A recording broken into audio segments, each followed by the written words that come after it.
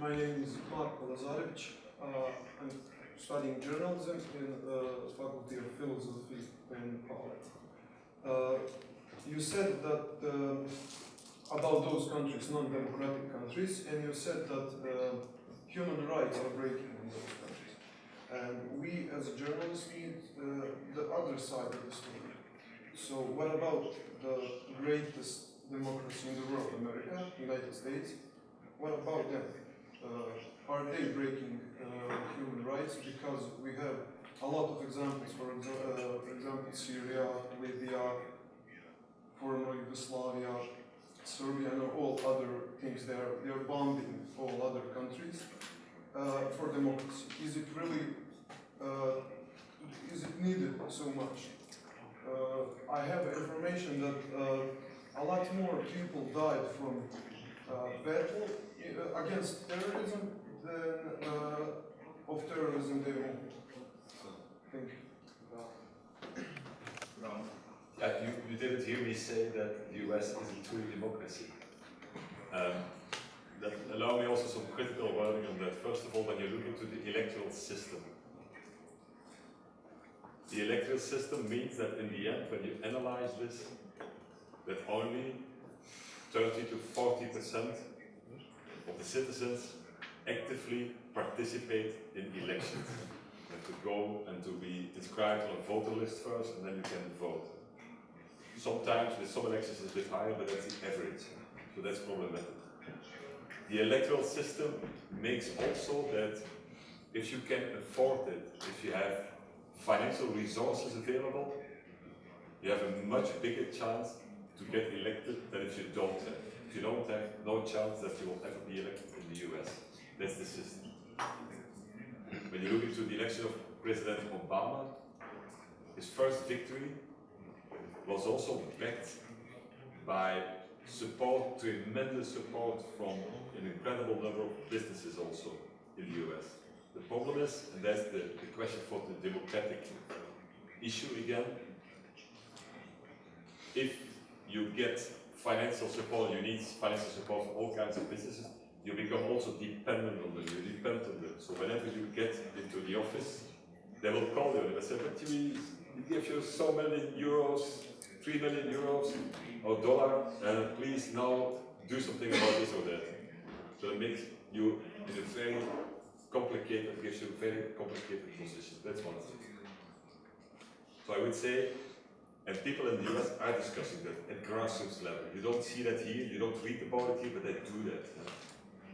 Reform of the electoral system. The electoral system today in the US is unfortunately not a democratic, real, true democratic system. The good news is, however, that the way that Congress, for example, is working in general, they work in a quite democratic way. The only problem is that the people are sitting there, maybe not really normally according to international standards, truly democratically elected. But the way they work is very good. They are very critical.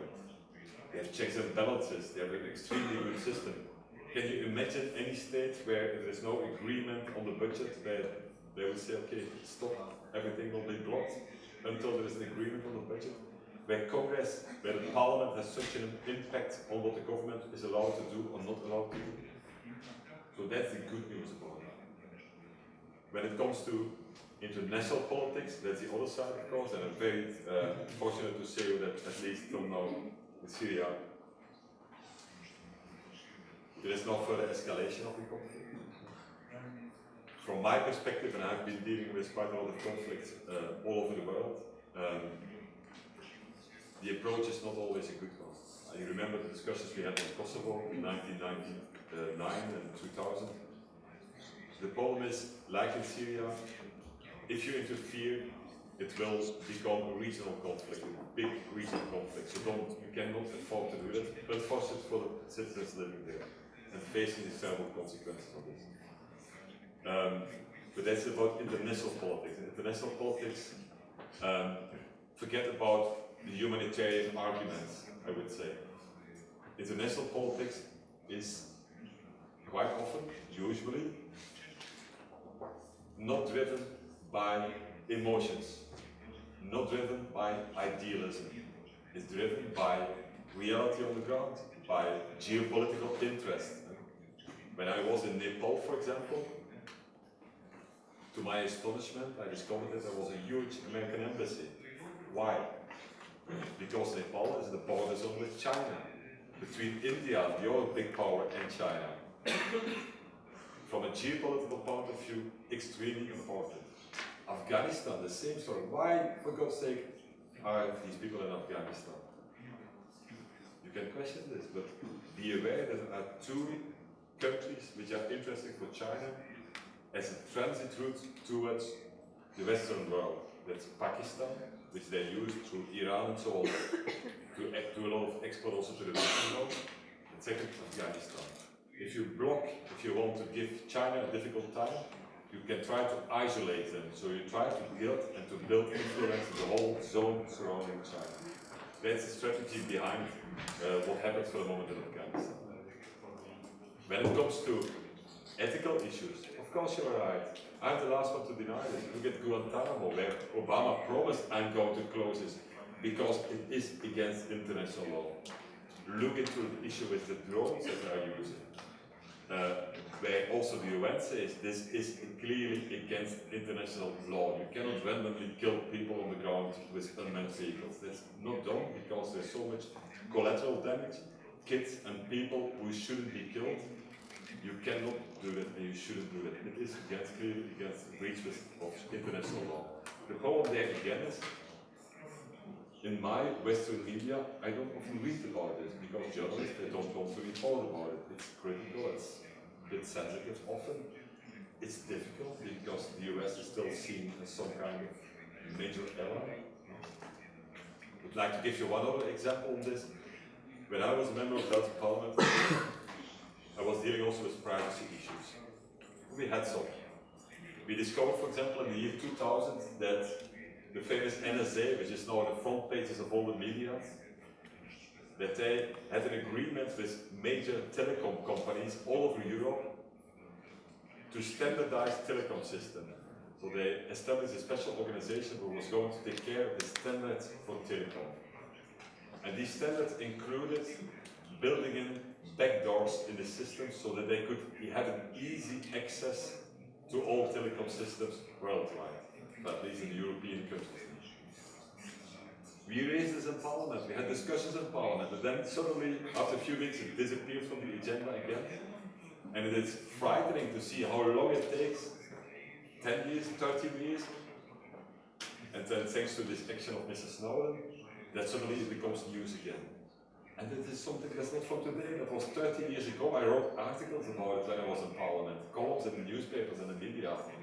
So some of my friends said to me and said, remember, you raised this issue 30 years ago, today it's again in the news. Also to see, as journalists, it's not enough to be critical and you have to be objective towards everyone, whether it is Russia, China, the US, anyone. Always be critical, that's your role, that's your duty, I would say, that's the main job. Whatever they do, be critical, question, compare, look if what they tell you or try to convince you about is true or not. That's very important. And don't believe politicians. That's my big message. Just a second, before you want, if you interview a politician, don't take it for granted what they tell you. Check it, and check it again, and check it again, and verify and talk to other people as well. That's very important. That's one of the key messages for successful political reporting. Yes, please. You and then you, please. Sorry. Denis Hadžić, novinar, mladi, najkraće kazan. Marko i svi ostali preporučujem vam dokumentarni film Obmana zvana Obama gdje imate raznih odgovora na ova pitanja Guantanamo, Irak i slične priče o Americi, no da se vratimo ovam pitanje gdje prestaje logika, počinje Bosna i Hercegovina. Ono što hoću da vas pitam, da li ćemo... Moj ugaš. Da li Bosna i Hercegovina i u kojoj mjeri treba mijenjati svoj ustav prilikom, kada budemo pristupali jednog dana Evropskoj uniji, pošto dosta postotka od godišnjeg budžeta ide na administrativne dijelove, političarima i samim time pod pitanje, evo sada kako je Hrvatska ušla, svi se dokumenti moraju prevoditi, a strašno velik novac ide na prevod, to kolege najbolje znaju. Da li ćemo mi morati prevoditi te dokumente na svaki jezik?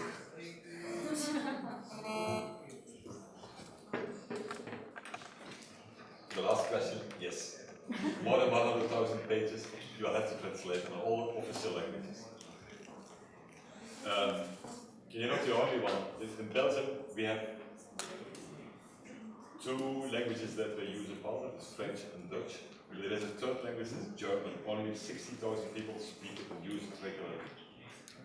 The problem also there, the Constitutional Court in Belgium at some point decided that all legislation needed to be translated in this third language as well. So it was a huge effort because it's piles and piles of paper. They had the right to have it translated, the Code of European Standards. So that's one thing. Yes, so you have to have it translated. That's unavoidable. That's the way it happens. It will be good for translators. So they will be happy. They will have a job for many, many years to come. Concerning the first question, that's a very interesting one. What you see in Europe for the moment is increasingly we depart from the classic notion of what we call the nation state. The nation state is a state with its own army, its own government, its own parliament, sometimes its own language, where you really believe we are not only a state, but we are also as a state, we are a nation. We belong to this country. Increasingly, you see that people are leaving this idea behind. In Spain, you have the region of Barcelona, where they say, we don't want to belong to Spain anymore, we can manage our own business. Scotland, Wales, the UK, and Belgium, it's a bit falling apart. The reason why these countries are falling apart is not because they believe it will be much better if they are more independent, but the main